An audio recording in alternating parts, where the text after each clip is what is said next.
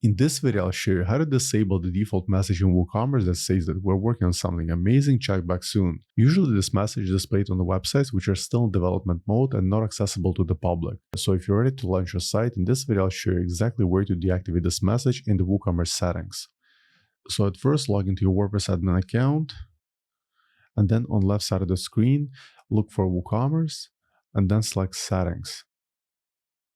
Once the setting page loads, at the very top, look for the Site Visibility tab.